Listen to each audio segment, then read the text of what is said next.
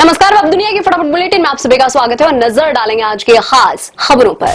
राहुल गांधी ने भोपाल में किसान महाचौपाल रैली में कहा, अमेरिकी सुप्रीम कोर्ट के फैसले के बाद मैं प्रधानमंत्री नरेंद्र मोदी को भारत अमेरिका व्यापार समझौते को रद्द करने की चुनौती देता हूं। कहा, समझौता हमारे किसानों के हितों के खिलाफ है। प्रधानमंत्री ने दबाव में आकर यह समझौता किया है। प्रयागराज में तुलसी पीठाधीश्वर स्वामी रामभद्राचार्य के शिष्य आशुतोष ब्रह्मचारी द्वारा लगाए गए यौन उत्पीड़न के आरोपों का मामला इलाहाबाद हाईकोर्ट पहुंच गया है। स्वामी अविमुक्तेश्वरानंद सरस्वती और उनके शिष्य स्वामी मुकुंदानंद गिरी की ओर से हाईकोर्ट में अग्रिम जमानत याचिका दाखिल की गई।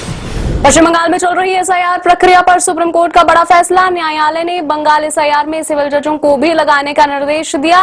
कहा, अगर फिर भी न्यायिक अधिकारियों की कमी होती है तो पड़ोसी राज्यों ओडिशा और झारखंड से उपलब्ध करवाने का अनुरोध किया जाए। जजों का खर्च चुनाव आयोग उठाएगा।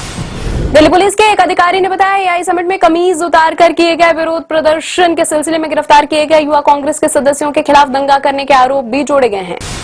पूर्व सेना प्रमुख एमएम नरवणे की पुस्तक पर जारी विवाद के बीच मध्य प्रदेश की राजधानी भोपाल में राहुल गांधी ने कहा, युद्ध में जाने का फैसला राजनीतिक होता है, सैन्य नहीं। पटियाला हाउस कोर्ट ने यूथ कांग्रेस अध्यक्ष उदय भानु चीप को 4 दिन की पुलिस रिमांड पर भेजा। दिल्ली पुलिस ने मांगी थी 7 दिन की पुलिस रिमांड। पुलिस ने आई समिट में शर्टलेस प्रदर्शन मामले में देर रात किया था गिरफ्तार।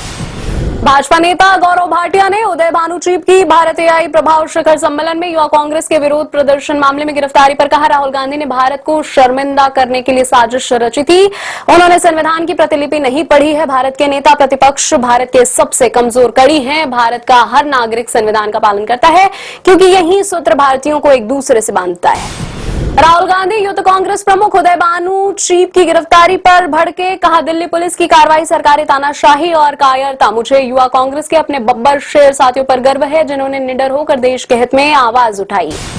संयुक्त राष्ट्र महासचिव के सड़क सुरक्षा मामलों के विशेष दूत जयान टॉड ने मंगलवार को कहा, सड़क दुर्घटनाएं विश्व भर में एक खामोश महामारी है और इसमें होने वाली मौतों को कम करने के लिए सामूहिक प्रयासों की आवश्यकता है। टॉड ने सड़क सुरक्षा में सुधार के लिए एक वैश्विक जागरूकता अभियान भी शुरू किया है। केंद्रीय मंत्री अश्विनी वैष्णव ने कहा, केरल का नाम बदलकर केरलम करने के राज्य सरकार के प्रस्ताव को मंजूरी दे दी है। यह निर्णय प्रधानमंत्री नरेंद्र मोदी की अध्यक्षता में हुई मंत्रिमंडल की बैठक में लिया गया। पश्चिम बंगाल की 6 जिला अदालतों को बम से उड़ाने की ईमेल की धमकी मिलने के बाद हड़कंप मचा। जिन अदालतों को बम की धमकी मिली है उसमें कोलकाता के city home sessions court, Chinsurah, Asansol, Durgapur, Baharampur प्रमुख हैं।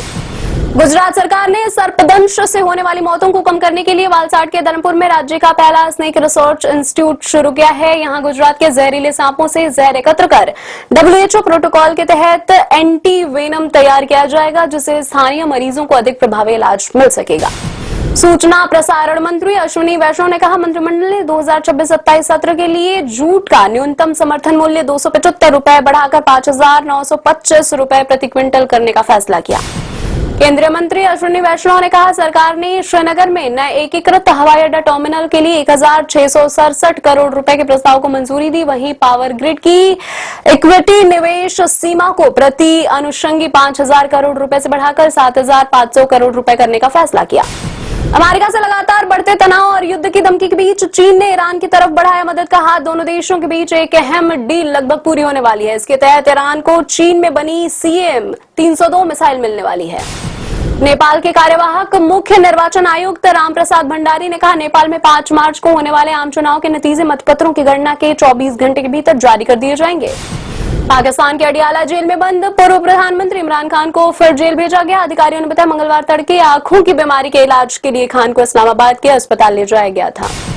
सप्ताह के शुरुआती दिन तेजी के बाद अगले ही दिन शेयर बाजार में बड़ी गिरावट। सेंसेक्स 1,069 अंक टूटकर 82,226 अंक पर हुआ बंद। निफ्टी भी 288 अंक के नुकसान के साथ 25,425 अंक पर हुआ बंद। अमेरिकी मुद्रा डॉलर के मुकाबले रुपया 6 पैसे गिरा।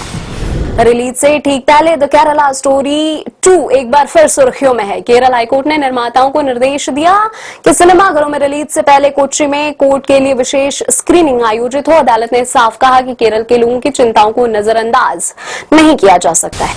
उदयपुर में विजय देवरकोंडा के साथ रश्मिका मंदाना 26 फरवरी को करने जा रही हैं शादी। दोनों की प्री वेडिंग रस्म में हुई शुरू। करीब 100 खास लोग ही होंगे शामिल। दोनों के फैंस इस शादी को लेकर हैं बेहद उत्साहित। ये थे आज की फटाफट बुलेटिन। ऐसे ही ताजा अपडेट्स के लिए बने रहे हमारे साथ, यानी कि विजिट करें अब दुनिया पर।